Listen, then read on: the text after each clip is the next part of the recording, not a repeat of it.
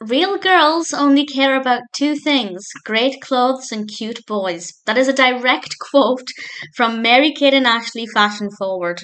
And that happens quite early on in the film, so it didn't put me in the best frame of mind for this.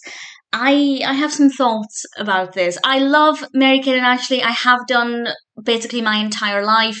I don't care how old I get, I will always love them. And I was really keen to see this because it's kind of like the beginning of the rest of their lives. This was released in 2001. They were 15, which is incredible to think that they achieved this at 15. And obviously, not that many years after this, about 3 years after this, they made the decision to quit acting, or to at least reduce their acting in Mary Kate's case, and go into the fashion industry, or more heavily into the fashion industry. And this is kind of the beginning of that. So it's really fascinating from that perspective. And I was also really looking forward to this, not just because I love Mary Kate and Ashley, but because I did own a couple of pieces from their collection that Asda used to sell. And I was hoping that I'd catch some, glimpses of fashion that I remember, or trends that I used to enjoy as a child. And that aspect of it, we didn't actually get to see a lot of because it wasn't very well filmed. It really is actually pretty terrible for multiple reasons. But for the nostalgia, I loved it. Basically, Mary-Kate and Ashley introduce it, and then two of the actors from Winning London host the majority of it, which was pretty interesting. Winning London is my favourite Mary-Kate and Ashley film, so I thought that was pretty cool. But it was a bit disappointing that it wasn't actually Mary-Kate and Ashley hosting the majority of it. They do give some interviews throughout it, so we do get to hear from them, but I think it was a bit of a shame that they weren't actually hosting it. Having said that, the screams from the audience would have become unbearable if Mary Kate and Ashley were on stage the entire time.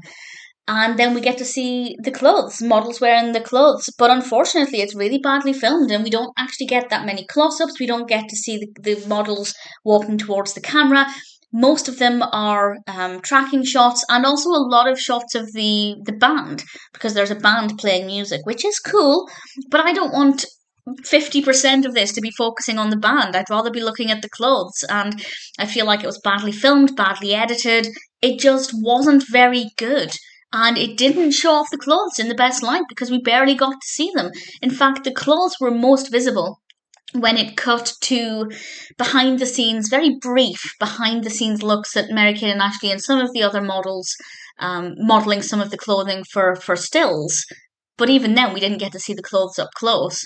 And I just was left feeling, well, I don't have a clear picture in my head of what this fashion line looks like because you basically showed me the band for 20 minutes and a brief look at the clothing. So it was actually terribly done.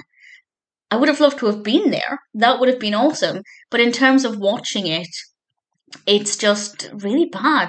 And I'm not entirely sure why they thought it would be a good idea to film a fashion show that focuses mostly on the band playing the music with no details on the clothing. The sleepover one in particular, we get to see obviously the swimwear and the general fashion.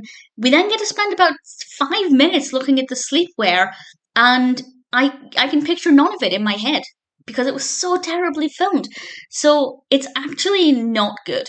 It is terrible. But because I love Mary Kate and Ashley, and because I did actually wear presumably some of those clothes, I'm not sure if the lines in the UK were slightly different to the lines that Walmart sold. It definitely could have been. But for me, there's a beautiful nostalgic element. But I cannot get over that quote, since real girls only care about two things: great clothes and cute boys. Thankfully, despite the fact that I worshipped Mary Kate and Ashley, I grew up a little bit more well rounded than that, thankfully.